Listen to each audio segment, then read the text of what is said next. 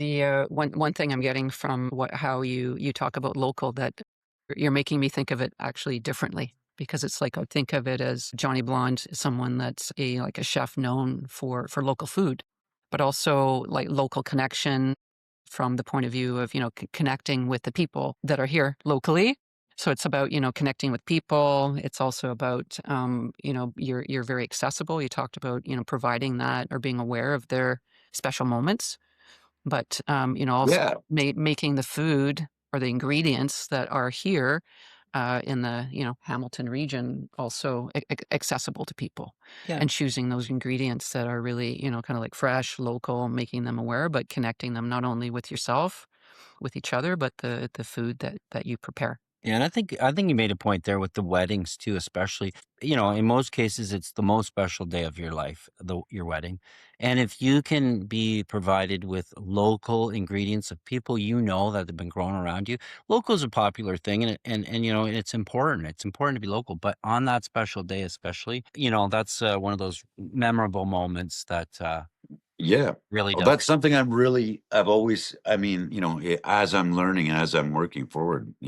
connecting with the people that are growing the food and the connection with the people eating it. The more connection, the better. I love, having a lot of, like I said, I've been doing this a long time now, and I've I've known a lot of my farmers for, 10, 15, 20 years now, some of them. Hmm. Actually, I watch their families grow. It's a beautiful thing. Like, honestly, I feel very lucky, and it does bear fruit. Like, just sometimes you got to pay more for local. Sometimes, and it's not always the better product. I'll be honest. It's sometimes you're gonna do your best. You're gonna use your chef abilities to make a subpar, product because it's local. I'm gonna turn this into something absolutely beautiful for you, and I'm gonna go the extra mile to turn something that wasn't optimal, because we got a lot of winter here, and everything is it's not. We don't have a California climate where everything's growing all the time.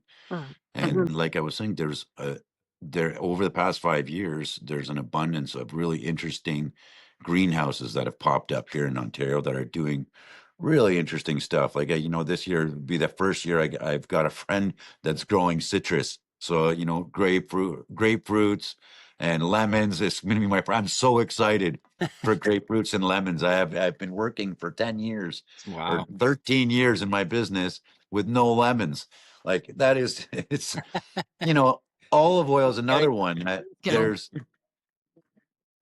There's one small, very small farm somewhere in BC that's not local to here, but there's a small place that in BC that's growing some olives. So Yeah.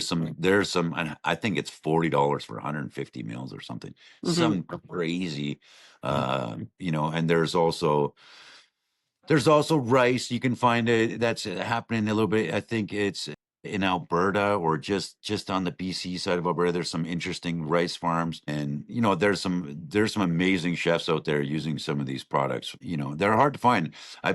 Rice is one of my favorite things to eat when I'm not working. Sometimes I love rice, and I'm waiting for the day for them to start growing some more rice around here close to home. And there's been some experiments, like I know the University of Guelph has done a few large scale experiments with trying to grow rice, and it's never gone so well. So for now, we got lots of local quinoa, which I work with a lot of potatoes.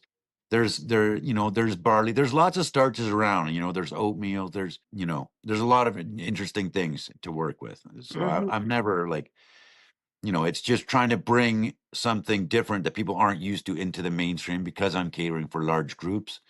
I am always, trying to have a balanced thing that people are going to try, because a lot of the times I'm not dealing with um, people that want the most craziest or thing. They just want to be fed a great meal. hmm That's not going to be the most interesting or the scariest or the most, and that's fine. Like I said again, I'm proud to do my absolute best with whatever we decide.